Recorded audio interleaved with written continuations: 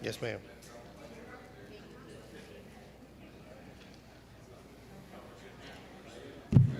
Well, good morning. We are running a little behind, and we have been as we kind of adapt to new scheduling and stuff. We are back to normal schedule, right? And so we'll be meeting at all the regular times at 9:30, 10:30, 6 o'clock, and then 7 o'clock on Wednesday. So we've been back at that a couple of weeks, and I know there are some folks that are still staying at home, and so we'll have the streaming up and going here in just a minute, and they'll be able to tune in as well. Did have some announcements, of course, that we want to share as we get ready to get started. And I guess the first one, of course, is Geneva Holloway passed away yesterday. I planned to do a call out on that, but we didn't get the arrangements till a little later in the evening yesterday, and since we were going to be here meeting today, decided not to do that. But she passed away about 1 o'clock in the morning, I guess, on Saturday morning, and so the visitation is going to be today from 4 o'clock to 6 o'clock, and that's at Logan. So 4 o'clock to 6 o'clock at Logan Funeral Home, the visitation. Then visitation will continue Monday morning from 9 to 11. Monday morning is tomorrow, 9 to 11, and then the service will be at 11 o'clock right up here at Logan Funeral Home. So visitation 4 to 6, the service at 11 o'clock tomorrow morning up at Logan. And the obituary I know was published last night, and it should be on their website if you have any questions or information about that. And we shared that on the church Facebook page as well. But we definitely want to remember the Holloway family in our prayers. Geneva was 93, I believe, and a staple of the church here for a long, long time. And so, the folks that age are a generation of people that are different that we will likely never see again. And so, Lloyd's in that generation. Just kidding, Lloyd. But yeah, hopefully. But anyway, that's a special group of people, and with losing Miss Laura lately, and now Geneva, that's definitely a blow to our church family. So we definitely want to remember the Holloway family in our prayers. Bob Burton got to go home, doing a little better, so we want to remember Bob Burton in our prayers. Kathy Cunningham's Kobe Cork's sister, she's having knee replacement surgery this week. Want to remember her. Continue to remember Carolyn Howard. She's having some pretty serious health issues at this time.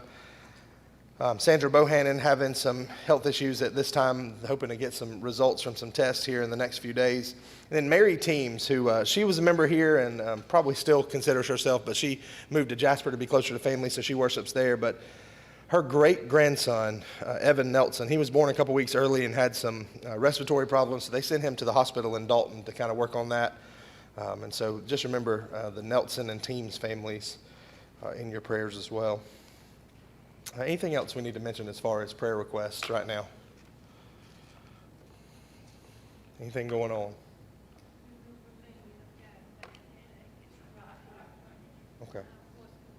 Okay. Anything else? She said she's having some problems with headaches, especially right back here. All right, let's bow and have prayer together. Father in heaven, we just thank you for this day, for our time together, for the class, for the topic that we're studying, just for all the blessings that we have by being here. We pray that you'll be with us during our time together and bless our study. We especially, though, want to come to you on behalf of those that are sick and struggling. Lord, we especially remember the Holloway family today with the passing of Miss Geneva. And we're so thankful for her many years of faithful service to you, and we're now thankful that she's resting with you. And we just pray that you'll bless her family as they grieve over the next few days and months, and we just pray that you'll bless us as we try to be there to comfort them. Father, we pray for all those that are listed in our bulletin, for Bob Burton, Kathy Cunningham, Carolyn Howard, Evan Nelson, Sandra Bohannon, for Patsy Watson with her headaches, just all those who are having a hard time. We know that season in life is there for all of us, and we just pray that we can be there for each other in both times of joy and weeping. Father, continue to bless us as a church. Be with everybody who is dealing with this virus in some sort of way, whether it's the uneasiness associated with it or the sickness that has come to many. We just pray that you will bless them, bless those doctors and nurses that are working overtime, and just help us to be understanding of each other in every way as we deal with it. Thank you for our church family here, and bless us as we grow. And it's through Jesus we pray. Amen. I don't want to read the bulletin to you, but make sure you're paying attention to announcements, and we'll talk about some more of those here later on. All right. We're in 1 Kings, and we started chapter 3 last week. And We talked about Solomon's marriage to Pharaoh's daughter, sort of that alliance. By the way, before we get into this, I know we ran out of books last week. If you would like a book and did not get one, if you will just write me a note and hand it to me. Because if you just tell me, hey, I want a book, there's no way I'll remember it because I'm getting old. And so if you will kind of hand me a note that you want one, I'll try to get those ordered this week so we can have them by next week. We talked about this marriage to Pharaoh's daughter. Why is this significant for Solomon to marry the daughter of Pharaoh? It's a political alliance. Absolutely, yeah. And so the political alliance is there that exists. Why is it significant that it was an Egyptian woman rather than some other nation? What's that?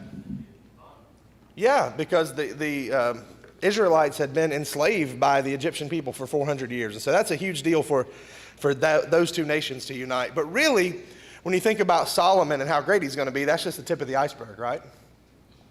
Almost a small step in that direction. Jeremy, can I ask you a question? Sure. It's all about the marriages. We read all those countries, nations represented, I think it's in chapter 11. But it did say Solomon's daughter, he was married to her. But the Egyptian was included in that, in my opinion. Why, all through the Old Testament, you read about people marrying foreign women. Mm-hmm. I mean, even Moses did, David did, all, go on and on. How come God justifies certain ones and not others? Well, that's a great question. If you missed what Lloyd was saying, he was saying that a lot of times people were condemned for marrying foreign women, and other times it seems like that God lets it go. As far as the specific list that's mentioned in Deuteronomy, Egypt is not included in that list. I think in spirit certainly they would be included, but It did say Pharaoh's daughter, which Yeah. she was an Egyptian prince. yeah, So that would, to me, include Yeah. Egyptians in that list also. yeah. But you go and read Ezra, and Ezra made all these out of the bondage. He told them to put away all these foreign women they had married. Yeah, and if you remember, he started granting them divorces. And not only that, but there's a list of the men who actually divorced. Yeah. And actually, turn over there to Ezra really quick. I think we looked at this last week. We may have just mentioned it. But in Ezra, I believe it's chapter 9, he makes a comment about that, right? He says, if I can get my pages turned here. Well, verse 2 said they have mingled themselves with the people of the land. Yeah, I think, let's see here. Let's look at verse 23, I believe. Ezra 9. Nope, that's not it. They don't have 23 verses. Yep, so then no, it's not that. But anyhow, Ezra, does, and I had it written down somewhere, but Ezra makes a comment about that, and he basically says that, that Solomon, in all his wisdom, that he was led astray by his foreign women. But yeah, he does mention it, and he mentions a list there, starting in Ezra chapter 9, verse 1. He says there, after these things had been done, the leaders came to me and said, the people of Israel, including the priests and the Levites, have not kept themselves separate from the neighboring peoples with their detestable practices. And he gives the list there, right? And he does include Egyptians in this list. And so I think that is, on behalf of Ezra, a condemnation of Solomon. And like I said, he mentions that in another place as well. I don't have it pulled up right in front of me. But so yeah. And this is a debate, and we talked about it a little bit last week among scholars, whether or not whether or not this was a wrong thing or a right thing that he did. And the point is made that God never specifically disciplined Solomon for this, right? He never makes a point. And as a matter of fact, right after this, he's going to give Solomon everything. So the reasoning would be, if he disapproved of Solomon's marriage, why would he make him the wisest, richest, most powerful man ever? David and Bathsheba. Yeah. Yeah. And so it could be that God is forgiving in that nature, or it could be that God approves it. I don't know a way to definitively say that, but we do know that no matter what, this is going to be the beginning of Solomon's poor choices concerning foreign women that will eventually lead to his downfall. So yeah, it's a good point. Josh? Well, a lot of times in the Old Testament, God allows people that don't worship him or aren't followers of him to overcome God's people. plan. You know, maybe this is not ideal, or it's not what God wants, but it's part of his plan. Yeah. That's how I always looked at it. Yeah, could be almost a providential allowance of something happening. That's a good point. So yeah, I can't answer that question, I don't guess, but that's some different thoughts on it. Yeah, that's one of those things that people debate all the time about this, and some people would even make the argument, I guess, that this is almost Solomon sticking it to Egypt a little bit. Well, you kept my descendants enslaved for 400 years, and now I'm going to marry for political gain and for a political alliance the daughter of Pharaoh. You know, and there's one thing that I've always noticed about both Pharaoh here and Pharaoh in the book of Exodus. What do you notice about Pharaoh in both of those examples? And it may not jump out to anybody else, but it always has to me. Which pharaohs are we talking about? It's hard to tell. Ramses. Do we know? Well, yeah. You probably do. Well, now there's theories that try to date them, but their names are never mentioned in the Bible, I guess. Now, why is that significant? Why would it be significant that their names never mentioned? It wasn't important, but more, I think it would kind of be like saying that yes, in World War II, the American president did so and so. Well, for us, if we're talking about the American president during World War II, who are we going to say? FDR, right? But I think that in this, what it's saying is that whenever we see the name Pharaoh mentioned, it's representative of the office and the position of the Egyptian leader rather than who the man was specifically. And so, you know, here, Solomon is not marrying so-and-so woman, the daughter of so-and-so man. He's marrying the daughter of Pharaoh. And I think it's showing there the recognition and the notoriety of the position rather than who the person is. And so you notice that in both examples where we see Pharaoh very famously mentioned. So I don't know, maybe that's worth noting, maybe it's not. All right, so the significance of the high places, we talked about that some last week, these are going to be really important as we continue to roll through Kings. And we talked about this as well, wisdom. We're actually going to talk more about wisdom tonight. The more I thought about it, we talked about it in our men's class on Tuesday. I think it's a really important discussion. Biblical wisdom and all that sort of thing. And then we kind of left off with this, the most famous anecdote.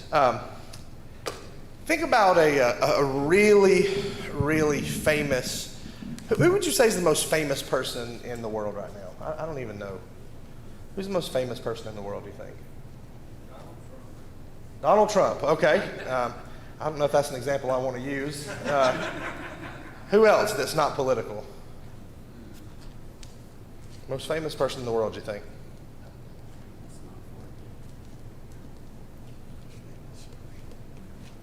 Anybody says a Kardashian, I'm taking you out of here. Fauci, what his name is? Who's that? Fauci. Oh yeah, the doctor, the coronavirus doctor. We'll use Michael Jordan for an example. At one time, I believe Michael Jordan was the most famous person in the world. And he is famous again because they just did a really famous documentary about him. If you haven't seen it, it's called The Last Dance. I've watched a couple episodes of it, pretty good. But when he was a basketball player in high school, nobody, really knew him. As a matter of fact, and I think most people would say he's the greatest basketball player ever, he was cut from his high school team as a sophomore. It wasn't because of a lack of talent so much, but he was small and, didn't learn. And then in between those 2 years of high school, I think he grew like 6 inches and put on 20 pounds. And so the coach welcomed him to the team the next year. But nobody really knew who he was. He went to college at North Carolina and, he was pretty famous. I think they won a national championship. He hit a final shot, but he still wasn't uber famous. But he had a moment I think it was either his first or second year in the league where the Bulls played the Celtics in the playoffs. And for those of you that were around watching sports in the 80s, the Celtics were the gold standard of basketball, right? This is Larry Bird. Help me out here. Kevin McHale, Danny Ainge, I believe, was on those teams. Parrish, Dennis Johnson.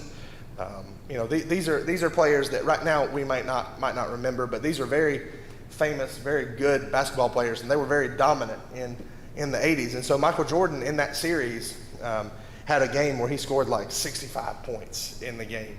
And that was the moment where people said, this guy is a star, right? This is the next big thing. This is how he's going to be famous. Well, in the Bible, in the biblical account, this story that we're about to read is the breakout moment for Solomon. This is what makes him famous, not only in the text of the Bible for us, but it sort of establishes his reputation across the world and helps people realize why he's the wisest man ever. And so, somebody, if you would, read verses 16 through 22.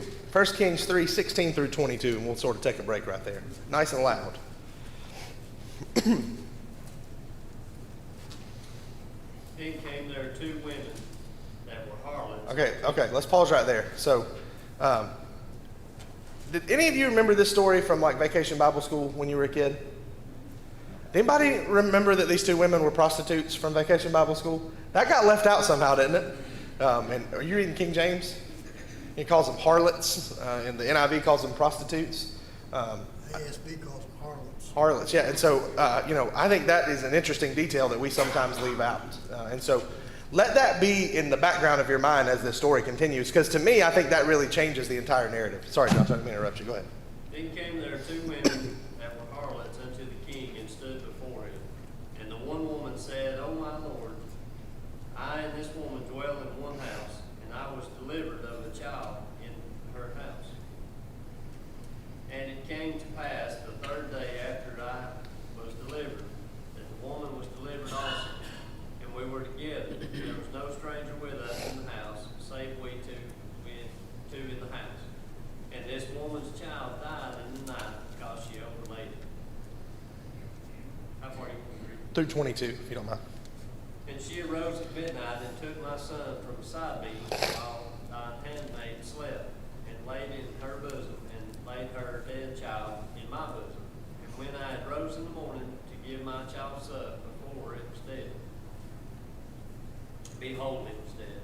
But when I had considered it in the morning, behold, it was not my son which I did bear. The other woman said, Nay, but the living is my son, and the dead is thy son. And this said, No, but the dead is thy son, and the living is my son. And thus they spake before the king. Okay. So, this is a tragic story. Sometimes we focus a lot on Solomon and his wisdom in this story, but this is a very desperate situation. So, what do you think about when you hear about prostitution, or the word prostitute now in modern times? Yeah, well, it's bad, obviously, yeah, but what else? Oldest profession in the world. Oldest profession in the world, it is. Yeah, they're kind of similar, aren't they, Dudley? But anyway, what else? I mean, what else do you think about? I think sometimes we think of people that have nowhere else to turn, and so they turn to prostitution to make a living. Yeah, and I think that's true in some cases, but I guess for me, and not having much knowledge of how it works, I always think about like high-price escorts, and I believe in Nevada, prostitution is legal. Somebody might correct me if I'm wrong on that. In these big like ranches and places where essentially women have been empowered to be exploited sexually, and we think about the pornography industry and all these areas where a lot of times it feels like that women have a choice to make money in that way, right? And certainly what Judy said is very true. There are, I know women that not only are forced to make that choice, but we're hearing more and more about sex trafficking where women are trafficked into that. And so I don't want to lessen or demean that. But in ancient times, prostitution was a reality for a lot of women. So if you were a woman whose husband passed away, and think about the story of Ruth, where Ruth and Naomi both lost their husband. If your husband passed away and you were not redeemed by another man and remarried, you didn't have a lot of choices. You couldn't own property, and you couldn't make a living in most places. So women who had lost their husband, or women who were in a specific lot in life, had no other choice if they wanted to survive and eat they had to turn to prostitution. So these two women, while we might look down at them and say, oh, they're prostitutes, really, this was an economic reality of antiquity, that this was part of the life that they had to choose. And so I think for me, I guess, that really changes the way I view this. And for one of these women to have a child, when you think about the fact that they were unmarried, that this also makes it a difficult situation for the woman and the child. And so the women both have a child, and one of them loses their child. Can you imagine that feeling of loss? You already have been forced into a life of prostitution. You already have had a baby, if they even knew who the father was, probably didn't. And you're alone and you have this child, and the only other person in your life is this other woman that you're living with, and you wake up and your child is dead. And so I think this is, instead of only being a story of Solomon's wisdom, it's a story of the sad realities of the ancient world. And so I don't ever want us to lose that context here, because I think that makes Solomon's decision that much more important. Somebody else, if you would, read through the end of the chapter, 23 through 28, the rest of the story.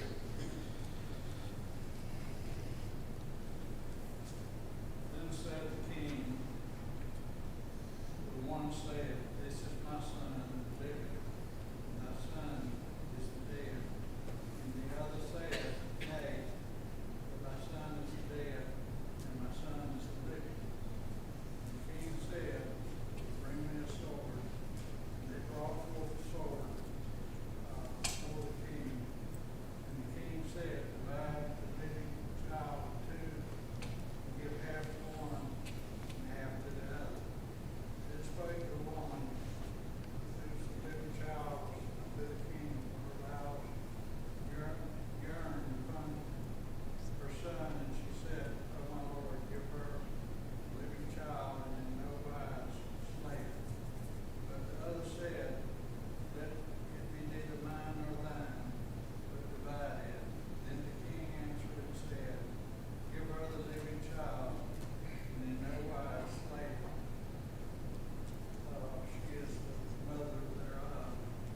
And all Israel heard of the judgment which the king had judged, and they feared the king, for they saw that the wisdom of God was in him to do judgment.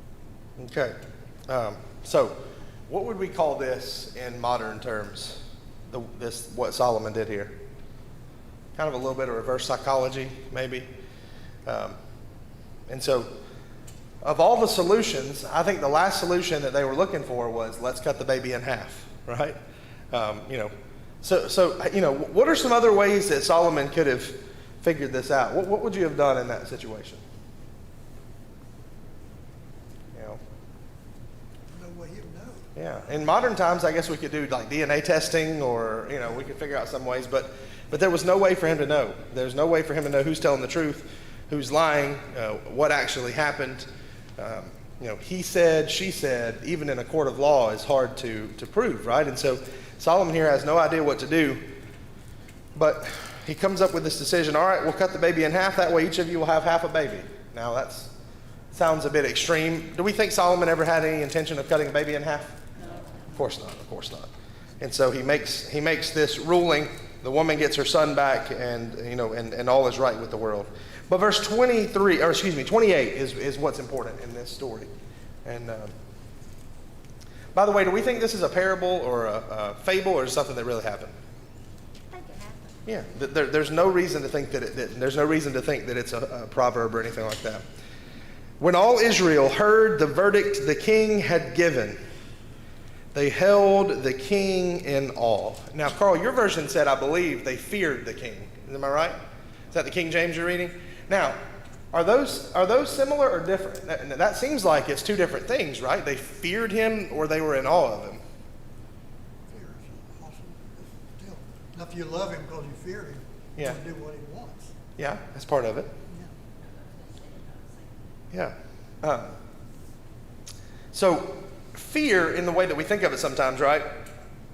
I'm scared of something, right? I'm scared of snakes. Y'all know this about me. Ryan Holloway the other day sent me a picture of a giant copperhead. And I asked him, I said, well, you know, how did y'all kill it? He said, well, we saw it and we chased it down with a weed eater. And Ryan, who's my friend, I now think is the dumbest human that I know. I told him, I said, if you and I are ever out working and you see a snake, I just want you to know, as much as I love you, you're on your own. That I will not be chasing a snake. Unless my wife or children are in imminent danger, I will not be battling a snake. That's just a reality, right? It's a fear. Mark Pettit can talk about killing it with a stick all he wants to. That's up to you. But is this the kind of fear we're talking about? No, of course not. It's a reverence, right? A respect. And people that we really respect, is there an element of fear in there? Think about that. Think about your parents or you know, somebody, the elders or whoever it might be, somebody that you have a real respect for. I think there is a little bit of fear and intimidation there. But that's not exactly what he's talking about. Fear is a healthy respect. And so he's not saying that the people were scared of Solomon. It's saying there that they had a deep respect for Solomon. Anybody's version say anything different than fear or awe there? Who's got a ESV or a New American Standard or something? Nobody? What's the easy to read say there, John, if you got it pulled up? To make the right decisions ahead of wisdom of God. What does it say after that? They held the king something or other. That's the end of that verse. Interesting. Huh, interesting. Respected. Okay. Okay, so respected. Yeah, I think that's interesting. What is it, Mark? Do you have a New American Standard? Yes. What does it say there? It says New American Standard says fear. Verse 28. Okay, yeah, held the king in fear. Anybody have an ESV? Revised Standard says all. It says all. Yeah, which the RSV is the ESV. So I love that there. They held the king in awe. They had respect for the king. They feared the king because they saw that he had wisdom from God to administer justice. And so this is Solomon's coming out party. This is the moment where he is recognized and the nation sees who he is. It's interesting now, the spread of information, right? How do we spread information now? TV. No, I don't think it's TV anymore. Social media. I shared a picture the other day on our church Facebook page. It was just a simple little thing. And I looked the other day and it already had 5,000 people that it had reached. Did you boost that, John? I meant to ask you that. So just organically, 5,000 people saw that one little picture that was posted on our Facebook page, just like that. If you want to post something controversial, post it on social media, and it will get around. I can promise you. You may post something and you think nobody even reacted to that, nobody liked it. I guarantee you, people saw it and they made a decision about you based on that thing that you posted. And so that's how we spread information now, social media, and a lot of it's false, a lot of it's fake. That's why we have a lot of the arguing and bickering that we have. But we spread information in that way. TV is there. Tate's right. You know, if you watch the news, who in here is under 40? Under 40? Sorry, Damien. Do y'all watch the news every day? Under 40 people? Tiff, you watch the news? Okay. Jeremiah, you watch the news? I don't either. Anybody else Josh, you watch the news? Nope. Kristen, you watch the news? Okay. So the women maybe watch the news, but I cannot tell you the last time I sat down and watched World News Tonight or Fox News or CNN or any of those things. Maybe I caught a few minutes of the State of the Union last year, maybe on one of those channels. We don't watch the news as much as we did anymore. I think it's a lack of trust, for one, and you know, just so TV maybe not as much anymore. But I do remember as a kid, you were watching TV, and all of a sudden they broke in, breaking news bulletin. I remember the night when Princess Diana died as a kid, staying up all night with my mom watching the news, because, you know, they didn't know if she had died for a while. I remember the night that John F. Kennedy Jr.'s plane went down. Anybody remember that? And they spent all night trying to decide if they could find him, if it was a search or a rescue or whatever it might be. And so that was how you spread information. But now it's changed. And it's really changed all of a sudden, hasn't it? If you want to communicate with people, you want to tell them something, how do you do it? How do we individually tell each other things now? Text, right? If I want to tell somebody something simple, I don't pick up the phone and dial their number and, call them anymore. And, because there's a lot of pleasantries involved in that. Hey, how you doing? How's the wife and kids? Blah, blah. We pull our phones out and we send a text message. Now, some people in this room are guilty of never reading their text messages, so that's a waste of time. But for most people, that's the way to get a hold of them. Or I even have friends that I talk to maybe on a weekly basis that I don't even have their phone number, because we talk to them through some messaging app, whether it's Snapchat or Facebook or whatever it might be. And so that's how we communicate things. So even that has changed. Well, so I think sometimes we're guilty of thinking, well, we live in the only time where information can be spread. But that's not true. Even in ancient times, information was spread, but how was it done? Word of mouth. So we think gossiping's bad now. In ancient times, it was just as bad, if not worse, because that's the only way you had to communicate things. Similarly, history was recorded orally, right? If you wanted to record some historical event that happened, a lot of times you couldn't go and get a piece of paper. You certainly couldn't get a typewriter. You couldn't get a computer to type it up. So people's memories were part of it. So through this one event, I believe, Solomon's reputation sort of shoots off. It takes off and into a new dimension, and where he becomes very famous here. All right, chapter 4. I don't want to spend too much time on these names. We'll look at them very quickly. So King Solomon ruled over all Israel, and these were his chief officials. Azariah, son of Zadok the priest. Zadok is very important, right, as the priest. And so where are we going to most famously see Zadok the priest become important? In just a few chapters, right? At what major event? Dedication of the temple, right? It's going to be Zadok. We talked about before that Zadok the priest is even involved now. That song is part of the British royal coronation ceremony. We see the secretaries listed there. We see the recorders listed. Benaiah, the son of Jehoiada, commander-in-chief. Why is he significant? Where do we read about him? Maybe just a couple chapters earlier.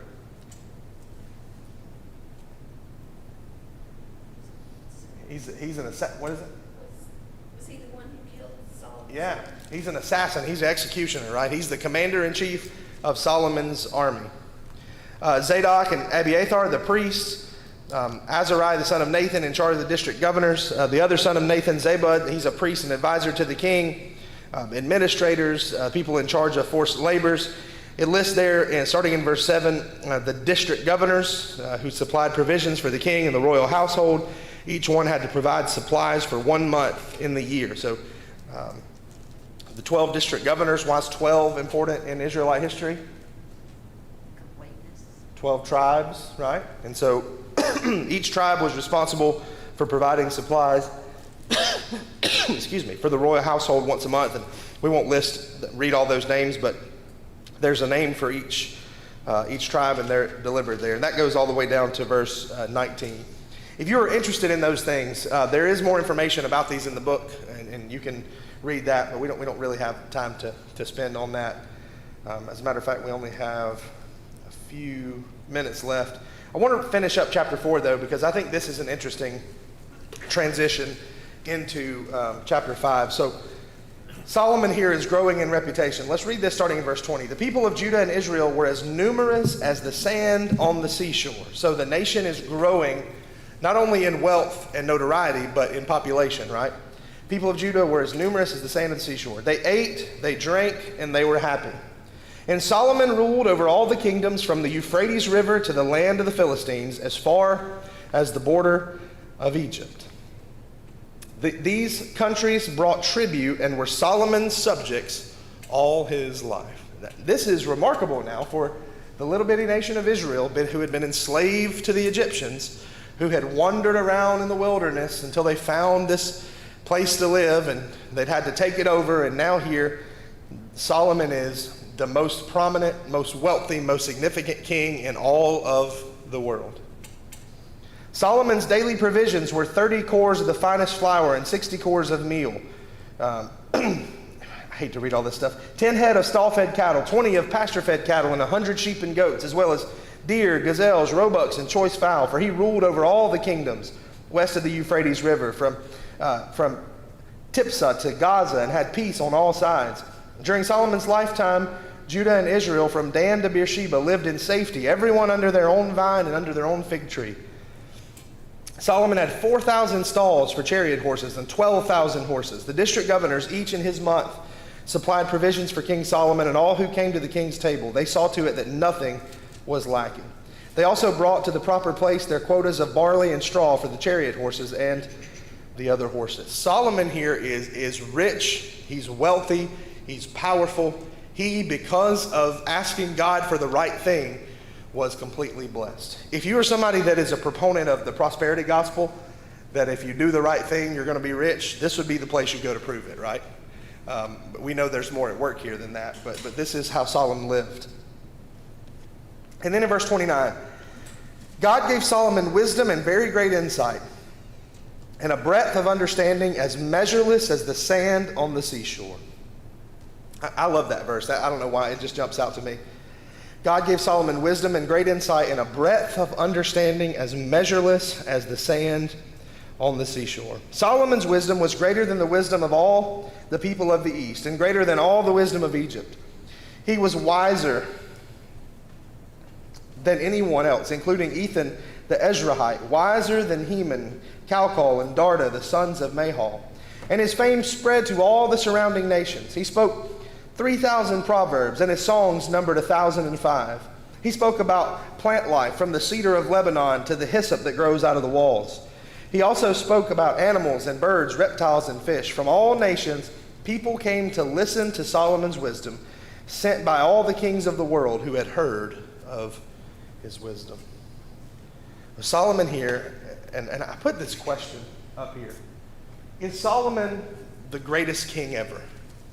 And we can bat that around a little bit more next week. But do you ever recall reading about any person in the Bible or really in history who had all this surrounding them? And I think that's significant. We can kind of pick up there next week. Then we're going to get into chapter 5. And guess what starts happening in chapter 5? We start working on a temple, right? Which is going to be the most significant contribution that Solomon makes throughout all this. And so we'll talk about Solomon and building the temple next week. Thank y'all for paying attention. Remember, if you want a book and you don't have one, write it down on a little slip of paper and hand it to me, and I'll have you one next week. Thank y'all.